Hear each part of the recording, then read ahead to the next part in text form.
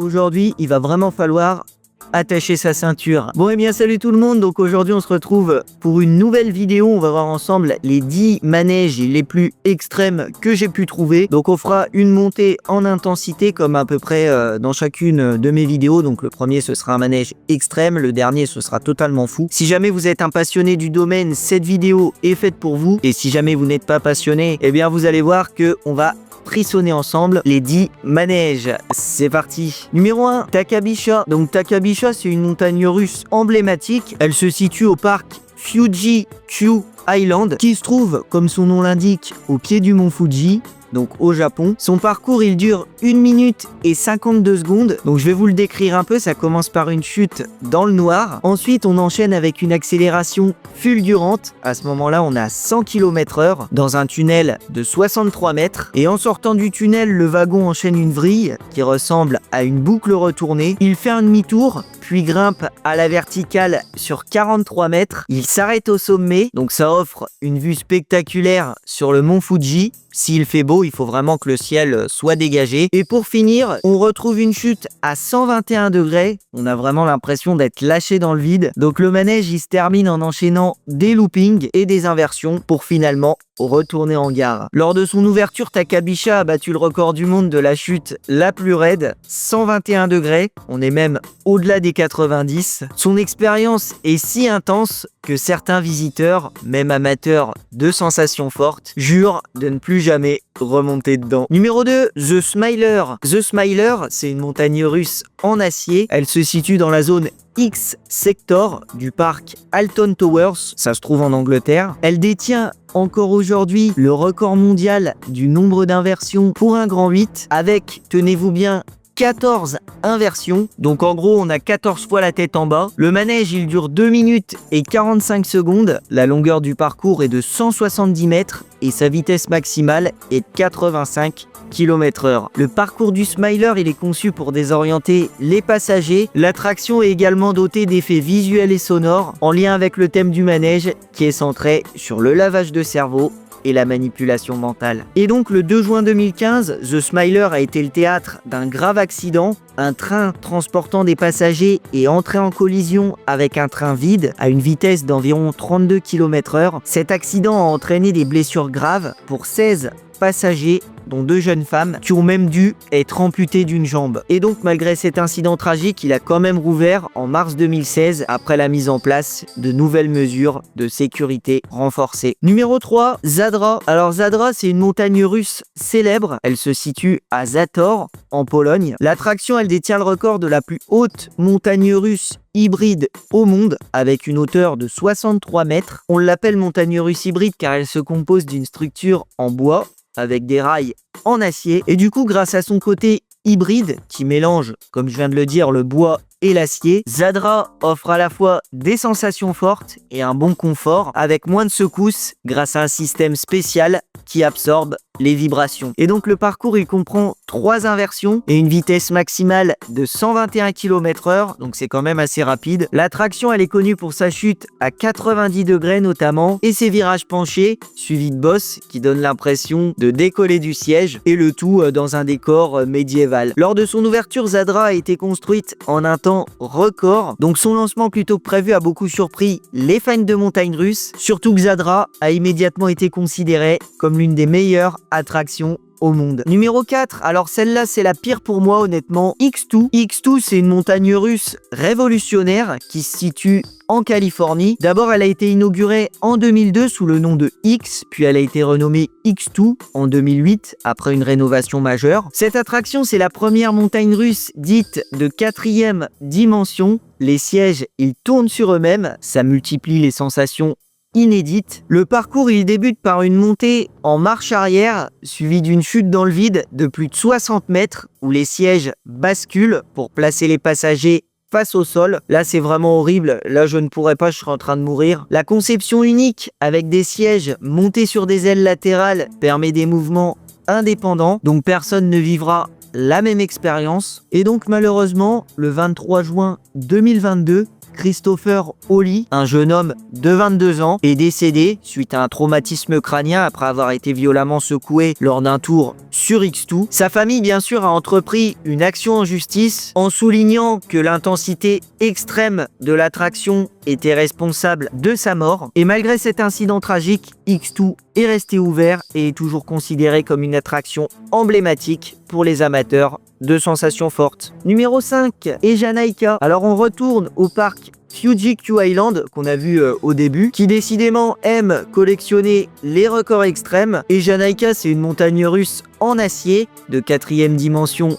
Elle aussi, elle se situe au pied du mont Fuji. Elle a été inaugurée en 2006, elle est la 2e montagne russe de ce type au monde après X2. La particularité de l'attraction, encore une fois, c'est que les sièges tournent vers l'avant ou vers l'arrière. Et grâce à ce dispositif, dans ce manège, on a presque l'impression d'être à l'envers tout le temps. Avant le départ, les opérateurs chantent et frappent dans leurs mains en criant Ejanaika.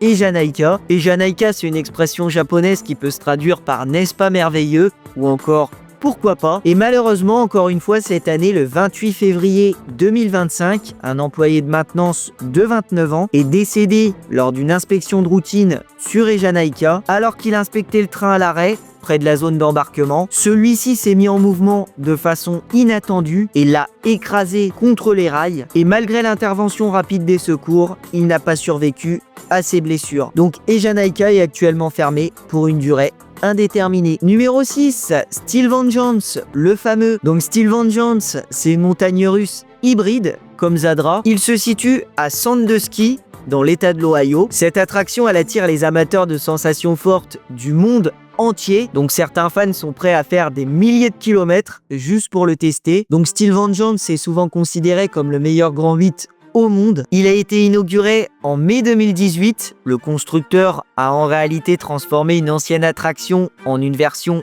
plus moderne avec une structure en bois et des rails en acier. Et lors de son ouverture, Steel Vengeance a battu plusieurs records pour une montagne russe mélangeant bois et acier. Donc c'est la plus haute, 61 mètres de haut, la plus rapide, la plus longue. Elle possède la plus grande descente, le plus de passages, la tête en bas et surtout, elle donne la sensation de flotter dans les airs pendant plus de 27 secondes. On appelle ça aussi le airtime, un record mondial. Et donc pour la petite anecdote, Steel Vengeance a connu un incident. Dès son premier jour d'ouverture, 4 personnes ont été légèrement blessées, mais aucun blessé grave n'a été signalé. Cet incident, vous en doutez, a beaucoup marqué les esprits, mais l'attraction a rouvert le soir même après des ajustements de sécurité. Numéro 7, alors ce manège, c'est mon favori. Celui-là, j'aurais peut-être pu le faire. Tower of Terror 2. Alors Tower of Terror 2, c'était une montagne russe emblématique du parc Dreamworld en Australie. Le trajet commençait par un départ très rapide, oui vraiment. En seulement 7 secondes, le train lançait les passagers à plus de 160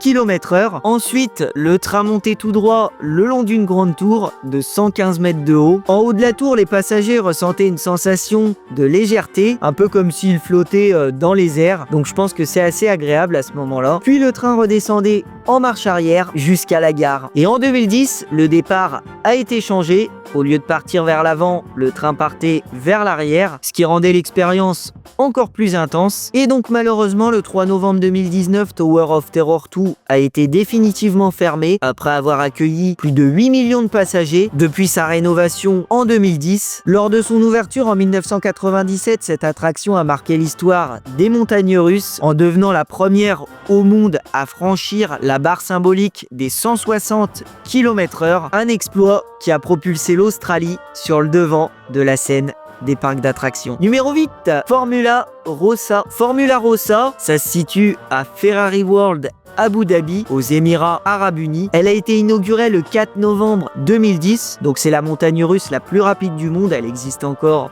aujourd'hui. Elle atteint, tenez-vous bien, 240 km/h en moins de 5 secondes grâce à un système de catapultage. C'est le même qu'on utilise pour lancer les avions sur les porte-avions. Son parcours dure 2 km. Il atteint une hauteur maximale de 52 mètres et il génère une accélération pouvant aller jusqu'à 4 4G. 4G, c'est-à-dire presque 5 fois votre poids. Donc par exemple, un homme de 80 kg aura l'impression d'en peser 384. Donc c'est hyper intense, je pense que j'ai même pas besoin de vous le préciser. Et les fans de sensations fortes, ils adorent ça. Et la particularité unique de l'attraction, c'est l'obligation pour tous les passagers de porter des lunettes de protection. Donc pourquoi, vous allez me dire? Eh bien chers amis, même à 240 km/h, même de minuscules particules de sable ou de poussière peuvent causer des blessures aux yeux. Numéro 9, Kindaka. Kindaka, c'était une montagne russe emblématique. Elle avait été inaugurée en mai 2005. Elle a détenu pendant près de 20 ans le titre de la montagne russe la plus haute du monde, avec une hauteur d'environ 139 mètres. Le parcours faisait 950 mètres de long.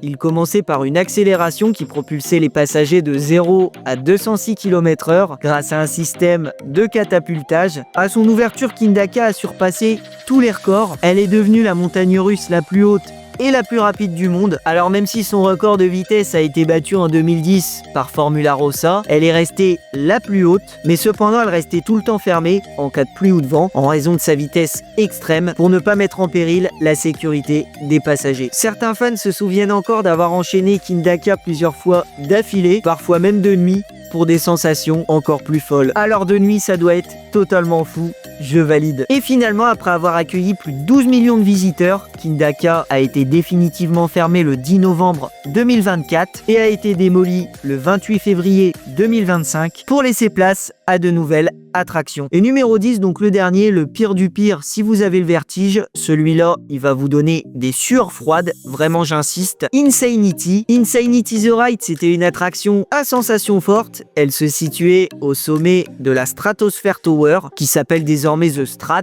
donc à Las Vegas. Ouvert en 2005, ce manège unique était un bras géant qui sortait du bord de la tour pour suspendre les passagers dans le vide au-dessus de la ville. Les sièges tournaient en cercle tout en s'inclinant vers le sol. Ça offrait une vue à couper le souffle sur Las Vegas. Insanity est conçu pour donner un maximum le vertige. Les passagers n'avaient pas complètement la tête en bas, mais ils sont presque à l'horizontale. Et pour l'anecdote affreuse, en avril 2005, peu après son ouverture, 2 passagères de 11 et 18 ans sont restés coincés pendant plus d'1 heure à 270 mètres de haut, suspendus dans le vide. L'attraction s'était arrêtée à cause du vent et les techniciens ont dû attendre qu'ils se calment pour les faire redescendre. Et donc la plus jeune, celle de 11 ans, elle a dit que c'était tellement effrayant qu'elle n'arrivait même pas à expliquer ce qu'elle avait vécu. Et donc finalement, Insanity a été fermé en mars 2023 à cause du vent qui était trop fréquent et de l'entretien qui coûtait quand même assez cher, mais on peut le dire, il reste dans les mémoires comme l'une des attractions les plus folles et les plus inoubliables